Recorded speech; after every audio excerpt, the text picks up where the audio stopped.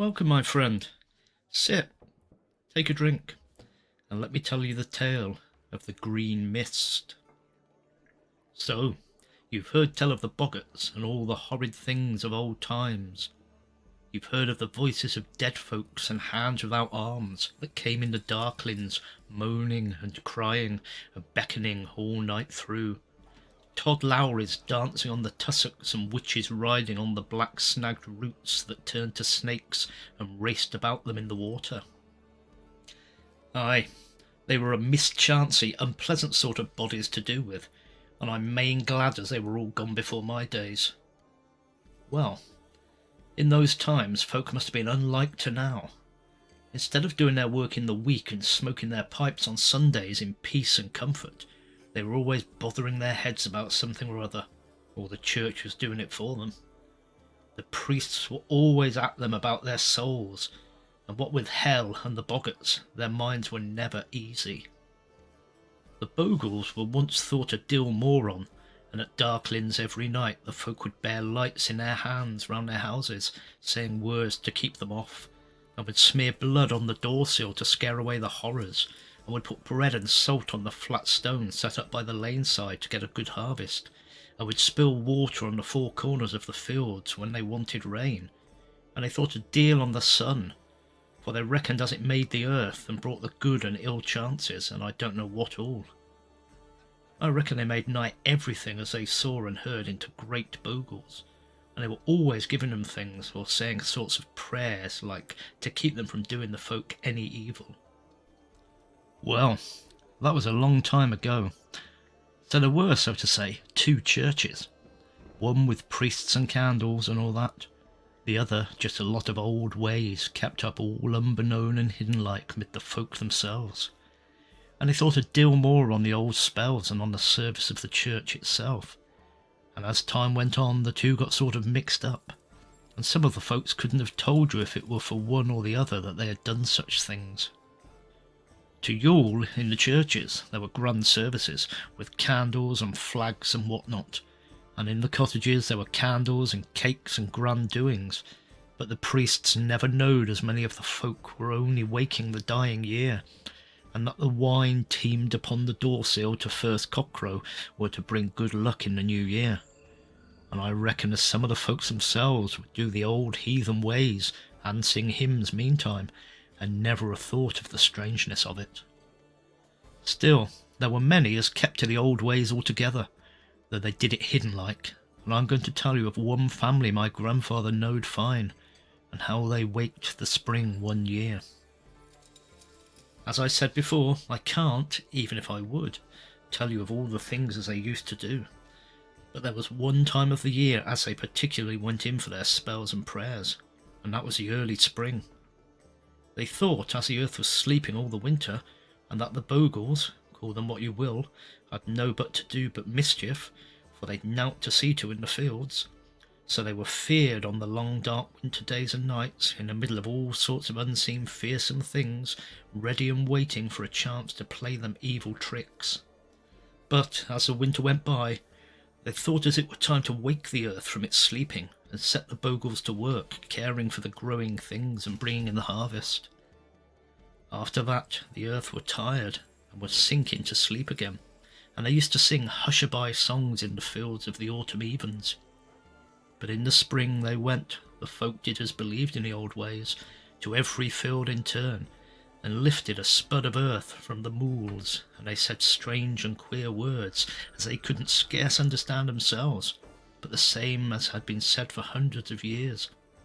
And every morning as the first dawn, they stood on the door-sill with salt and bread in their hands, watching and waiting for the green mist as rose from the fields, and told that the earth were awake again, and the life were coming to the trees and the plants, and the seeds were bursting with the beginning of the spring. Well, there was one family as had done all that year after year for as long as they knowed of, just as their grandfathers had done it before them, and one winter they were making ready for waking the spring. They had had a lot of trouble through the winter, sickness and whatnot had been bad in the place, and the daughter, a ramping young maid, had growed white and waffling like a bag of bones, instead of being the prettiest lass in the village as she had been before. Day after day she grew whiter and sillier, till she couldn't stand upon her feet more than a newborn babby, and she could only lay at the window watching and watching the winter creep away. And, "Oh, mother," she'd keep saying over and over again, "if I could only wake the spring with you again, maybe the green mist would make me strong and well, like the trees and the flowers and the corn in the fields." And the mother would comfort her like, and promise that she'd come with them again to the waking and grow as strong and straight as ever. But day after day she got whiter and wanner, until she looked like a snowflake fading in the sun, and day after day the winter crept by, and the waking of the spring was almost there. The poor maid watched and waited for the time for going to the fields. She had got so weak and sick that she knew she couldn't get there with the rest, but she wouldn't give up for all that, and her mother must swear that she would lift the lass to the door-sill at the coming of the green mist, so that she might toss out the bread and salt on the earth her own self, and with her own poor thin hands.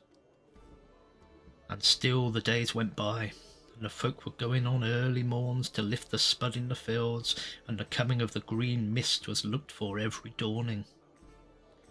And one even, the lass, as had been laying with her eyes fixed on the little garden, said to her mother, "If the green mist doesn't come in the morn's dawning, I'll not wait for it any longer. The mules is calling me, and the seeds is brusting as will bloom over my head. I know it well, mother, and yet, if I could only see the spring wake once again, mother, I swear as I'd ask no more than to live as long as one of those cowslips as come every year by the gate, and to die with the first of them when the summer is in." The mother wished the maid in fear, for the bogles and things as they believed in were always gain hand and could hear out as was said. They were never safe, never alone, the poor folk to then, with the things as they couldn't see and couldn't hear all around them. But the dawn of the next day brought the green mist. It came from the moors and happed itself around everything, green as the grass in summer sunshine, and sweet-smelling as the herbs of the spring. And the lass was carried to the door-sill, where she crumbled the bread and salt onto the earth with her own hands, and said the strange old words of welcoming to the new spring.